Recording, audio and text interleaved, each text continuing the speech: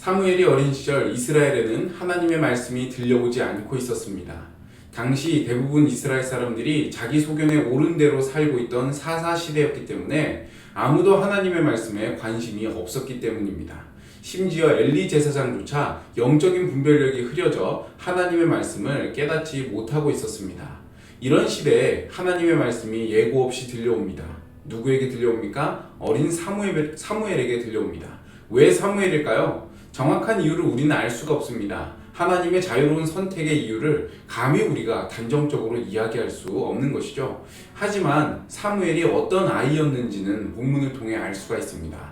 본문의 3절은 사무엘이 하나님의 궤가 있는 여호와의 전 안에 누웠다고 말합니다. 2절에 자기 처소에 누운 엘리 제사장과 대조되는 모습입니다. 두 사람이 머무는 서로 다른 공간은 두 사람의 영적인 상태를 보여줍니다. 엘리는 자기 편안함을 추구하는 사람인 반면에 사무엘은 하나님을 늘 가까이 하던 그런 사람인 것이죠. 그리고 자기 처소에 누운 엘리의 눈은 어두웠지만 사무엘이 머문 하나님의 전에는 등불이 있었다고 본문이 말합니다. 어두운 시대를 밝히는 빛이 어디에 있는지, 그리고 그 빛을 가까이 한 자가 누구인지 들려주고 있는 것입니다. 하나님의 말씀이 들려오지 않던 시대, 어릴 때부터 하나님의 말씀을 들으며 자란 사무엘은 그 말씀으로 시대를 깨우기 시작했습니다. 하나님의 말씀을 잃어버렸던 이스라엘 사람들은 사무엘을 통해 하나님이 말씀하신다는 것을 깨달았고 그 말씀의 인도를 받아야 함을 알게 되었습니다. 여러분, 늘 하나님을 가까이 하시기 바랍니다.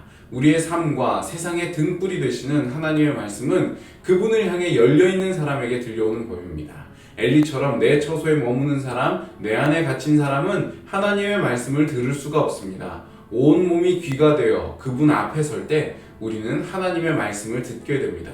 부디 여러분이 어린 사무엘처럼 젊은 시절부터 하나님의 말씀에 귀를 기울임으로 밤하늘의 별들처럼 이 어두운 세상을 밝히는 등불들이 될 수 있기를 바랍니다.